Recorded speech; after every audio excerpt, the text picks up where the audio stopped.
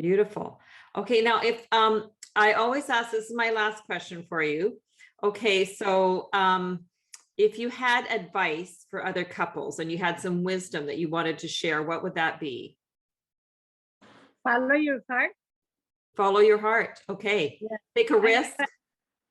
Follow your heart, because we were not looking for a relation. No. I was not looking. I was very happy by myself. I was divorced 9 years, and he was too. And we were like, we started a conversation as a friend. Right. So it was pretty cool, because then we talk about everything, and you don't have that pressure that you want to be you want to impress somebody because you want to be with him. No. Right. In my case, it was not done. So it was like very casual, because we start talking about photography and art and all those things. And then we start talking about other things. And I thought, well, this is a very nice guy, but never thought that he was going to be the love of my life. Never thought about it. So it was an amazing surprise that I found him. Yeah. He found me. He found me because he started talking to me, but that we found each other, and we adore each other. We're super in love. It's funny, because even people that just meet us, it was like, oh my God, you two are so in love. That's so nice that people notice that, It is nice, and it's nice to see it. Yeah. Yeah. I think it's pretty cool.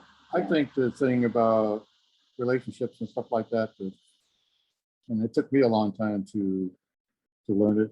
There's two basic things. One is, when I reached the age of 60, I decided I wasn't going to look for somebody in my life anymore. I didn't have anybody in my life at the time. And at 60, I said, you know what? If I don't get into another serious relationship, that's fine. I wasn't looking. And when I met Lupe, I wasn't looking. It just kind of happened. So to me, it's like, if you're looking for somebody, stop. Just let it happen. Just live your life first. You have to be comfortable with yourself first before you can be comfortable with anybody else anyway. The other thing too is, if you do find somebody and you're in a committed relationship, relationships are hard, and you have to work at them.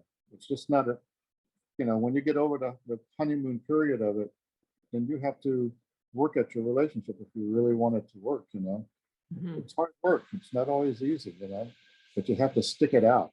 That's the thing, Those are the two things I've learned over the years. Right. I think that's great advice. Sticking it out is like, just sticking around when things don't go perfectly, and just working it out together. Yeah. They never want to go perfectly. That's the world. It is. I think we've gotten so used to, well, this isn't working, I'm going to throw it away and go to the next. Mm-hmm. And that's the way we've become in our society lately. And that doesn't really work anymore. You just can't dispose of stuff. Yeah.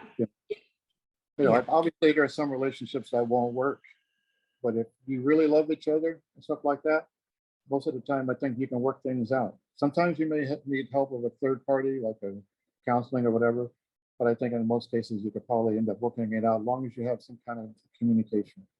Yeah. Communication. Exactly. Well, that's great advice. Now, thank you very much for sharing your love story. I love it. This is the first international Facebook friend story that I've done.